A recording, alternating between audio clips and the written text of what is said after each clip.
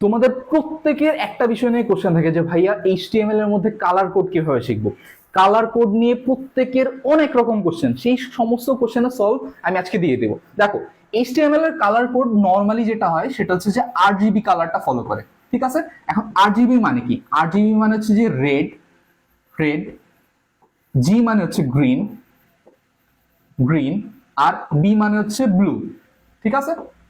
তার মানে আর দিয়ে রেড বুঝায়, জি দিয়ে গ্রিন বুঝায়, বি দিয়ে ব্লু বুঝায়। তাহলে আমরা এই পাঁচটা কালার নিয়ে কথা বলবো। একটা হচ্ছে ব্ল্যাক, একটা হচ্ছে হোয়াইট, একটা রেড, একটা গ্রিন, একটা হচ্ছে ব্লু, ঠিক আছে। তাহলে কোডটা কি হবে? নর্মালি যেহেতু তোমরা দেখেই বুঝতে পারতেছো যে আর জি বি প্রত্যেকটাকে প্রকাশ করার জন্য আমাদের দুইটা ডিজিট লাগবে, ঠিক আছে।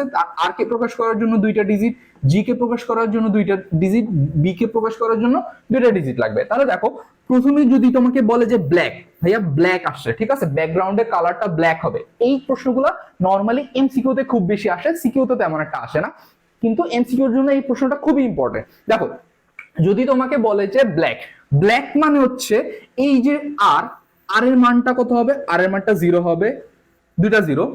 জি এর মানটা কত হবে? জি এর মানটাও দুইটা 0 হবে। বি এর মানটা কত হবে? বি এর মানটাও দুইটা 0 হবে, ঠিক আছে। তার মানে ব্ল্যাক এর জন্য আরজিবি কালারটা কি হবে? 6টা 0। এবার যদি হোয়াইটের বেলা আসে, ঠিক আছে, যদি হোয়াইট বলে তাহলে কি হবে? হোয়াইটের জন্য আর এর মানটা হবে ডাবল এফ, হেক্সাডেসিমেলে ডাবল এফ, ঠিক আছে। কি হবে? এই জায়গায় হবে হেক্সাডেসিমেলে ডাবল এফ। এবার জি এর জন্য কত হবে? জি এর জন্য হবে হেক্সাডেসিমেলে ডাবল এফ। আর বি এর জন্য কি হবে? বি এর জন্য হেক্সাডেসিমেলে কি হবে? Double F. তাহলে দেখো ভাইয়া, ব্ল্যাক আর হোয়াইট এই দুটো কালারের আরজিবি কোড মনে রাখা খুবই সহজ। একটার জন্য সবগুলো 0 হবে, আরটার জন্য সবগুলো এফ হবে, ঠিক আছে। এটা খুবই সহজ। আচ্ছা, এবার আসি যে রেড, রেড এর জন্য কি হবে?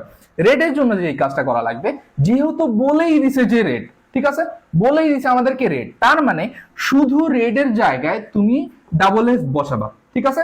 রেড এর জায়গায় ডাবল এফ বসাবা, বাকি যেই ডিজিট গুলো থাকবে সেই ডিজিট গুলো শূন্য হয়ে যাবে, ঠিক আছে। এবার দেখো গ্রিন, তাহলে গ্রিনের বেলা কি হবে? রেড এর জন্য যদি প্রথম দুইটা ডাবল এফ হয়, গ্রিনের জন্য তাহলে কি হবে? মাঝেরটা কি হবে? Double F. তার মানে সামনের দুইটাও কত? 0, পিছনের দুইটাও কত হবে? 0, আর মাঝে কি হবে? দুইটা ডাবল এফ। এবার যদি তোমাকে বলে যে ব্লু, ব্লু মানে কি? লাস্টে কি দেখতেছো? বি, আর জি বি। তার মানে বি এর জন্য কি হবে? বি এর জন্য হবে ডাবল এফ, ঠিক আছে। আর সামনে যতগুলা ডিজিট থাকবে সবগুলা ডিজিট কি হয়ে যাবে? 0। এইভাবে তোমাদের যত এইচটিএমএল রিলেটেড যত প্রবলেম আছে সেই প্রবলেমগুলো সলভ করার জন্য কোর্সে এনরোল করতে হবে। আর তোমরা যারা 85 থেকে 90 পর্যন্ত মার্ক পাইতে চাও, ভাইয়ার হাতে আইসিটি, মানে ভাইয়া যেভাবে আইসিটি ধরে ধরে পড়ায় এইরকম ভাবে যদি আইসিটি শিখতে চাও, তাহলে প্রত্যেকে তোমরা কোর্সে এনরোল করে নাও। ধন্যবাদ সবাইকে।